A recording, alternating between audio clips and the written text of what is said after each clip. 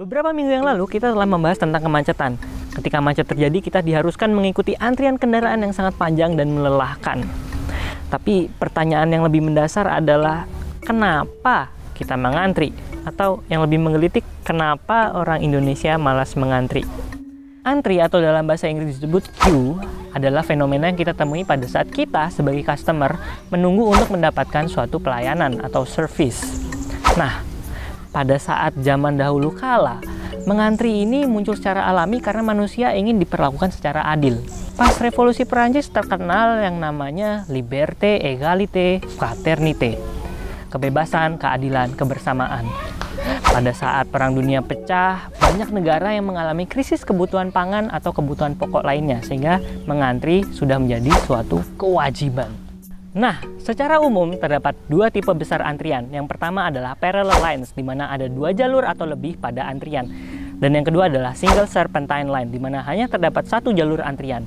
Pada parallel lines terdapat dua jalur atau lebih, sehingga biasanya antriannya lebih pendek. Orang jadi cenderung lebih mau mengantri. Tapi ada efek lainnya. Pernah nggak sih di jalan tol ngerasa kalau jalur yang di sebelah itu kerasa lebih cepat? Maka kita memutuskan untuk berpindah jalur. Tapi setelah kita berpindah jalur yang tadi kita tinggalin justru kerasa lebih cepat. Ya, ini adalah efek dari parallel lines. Rumput tetangga selalu lebih hijau, pacar sahabat selalu lebih cantik, dan jalur antrian di sebelah selalu kerasa lebih cepat. Hal ini menimbulkan fenomena jockeying, di mana para pengantri punya kecenderungan untuk berpindah-pindah dari satu jalur ke jalur lainnya.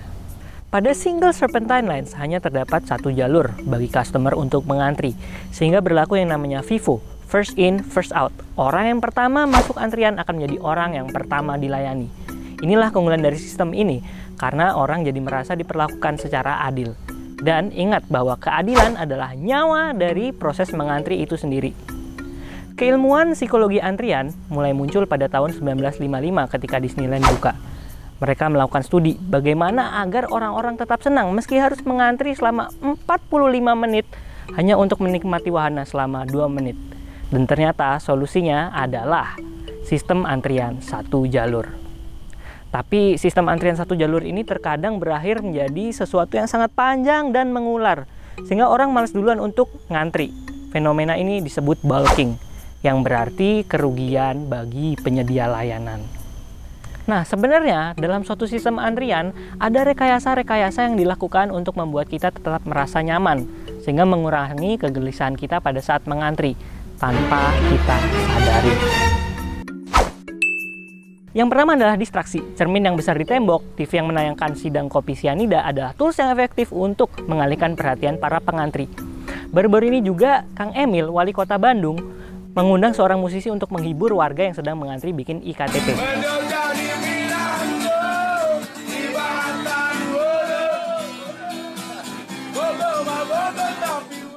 Adanya distraksi menciptakan persepsi bahwa waktu mengantri lebih singkat, sehingga tingkat kepuasan meningkat. Metode berikutnya adalah in-process versus pre-process. Orang akan merasa lebih nyaman jika dia merasa seolah-olah dia sudah dilayani meskipun sebenarnya dia masih mengantri. Contohnya ketika kita ke rumah sakit. Dari antrian umum, kita akan diarahkan menuju ruang tunggu dokter. Seolah-olah kita sudah mulai dilayani, meskipun sebenarnya belum. Tapi ini kerasa lebih nyaman dibandingkan kita harus menunggu di luar. Yang ketiga adalah aromaterapi. Menurut hasil studi, wangi-wangian tertentu dapat membuat orang merasa lebih nyaman pada sebuah antrian.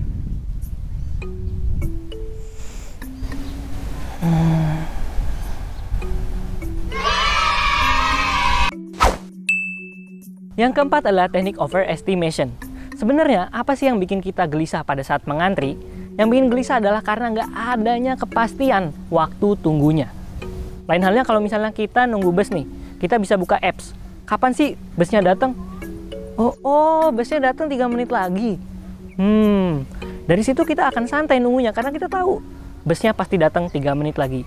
Nah, dari situ orang mulai mengembangkan teknik overestimation ini. Makanya kalau kita ke Dufan mau naik kora-kora misalnya, ada pelangnya tuh 60 menit mengantri dari sini. Atau misalnya kita pesan pizza, 30 menit akan datang. Sebenarnya angka-angka itu merupakan hasil overestimasi. Mereka menjanjikan waktu tunggu yang lebih lama daripada waktu tunggu yang seharusnya. Hal ini membuat kita merasa performa layanan mereka lebih baik karena waktu tunggu kita lebih singkat daripada yang dijanjikan. Kalau kata Richard Larson, peneliti dari MIT yang dijuluki Dr. Q, there's no such thing as the perfect line. The trick is to convince people they're being treated fairly. Nggak ada yang namanya sistem antrian yang sempurna. Yang perlu dilakukan adalah meyakinkan orang-orang bahwa mereka diperlakukan secara adil. Kalau dilihat-lihat emang yang namanya budaya mengantri ini lahir dan cocok dengan masyarakat yang menganut konsep egalitarian. Jadi semua orang diperlakukan secara sama dalam suatu sistem. Kalau di Inggris sana ada sebuah anekdot. Kalau ada satu orang nunggu di halte bus, maka orang itu akan langsung membentuk antrian. Nah, bagaimana dengan negara kita sendiri, Indonesia? Dalam sejarahnya, Nusantara menganut sistem masyarakat dengan hierarki. Ada raja, ada bangsawan, ada rakyat jelata, lalu ada juga penjajah. Tapi sampai sekarang kita udah merdeka dan menganut demokrasi, masih aja ada orang-orang yang menganggap dirinya adalah raja-raja kecil. Dan tatanan hierarki ini semakin kompleks. Penduduk lokal merasa lebih superior daripada pendatang. Kalau kita kenal dengan preman setempat, kita jadi nggak takut sama aparat. Dan ada juga anak pejabat yang berbuat seenak jidat. Hal ini dapat menimbulkan konflik sosial yang berujung pada perdebatan. Lu nggak tahu siapa gue. Lu nggak tahu siapa gue. Biar mirip tahu. Tidak, Om, ini proses sekali nih orang memang. Dan ini bisa merusak yang namanya sistem antrian. Karena antrian jadi nggak efektif. Semua orang merasa layak dan berhak untuk didahulukan. Ini menimbulkan kekacauan yang disebut Q-Rage. Namun sebenarnya kalau misalnya antrian kita itu diserobot oleh orang-orang yang ngasal, itu nggak sepenuhnya salah mereka juga.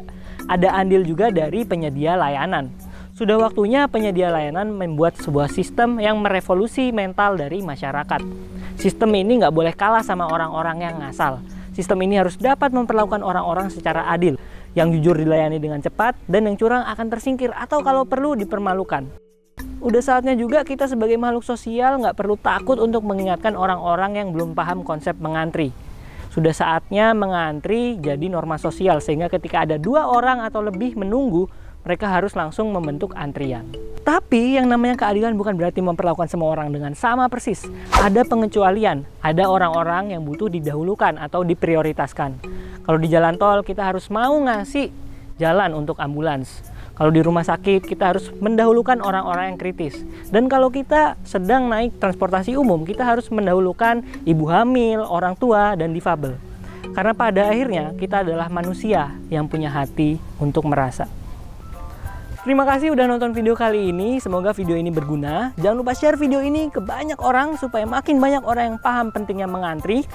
Dan kalau kamu punya cerita unik dan menarik, atau yang paling berkesan pada saat mengantri, kamu bisa ceritakan di box komen.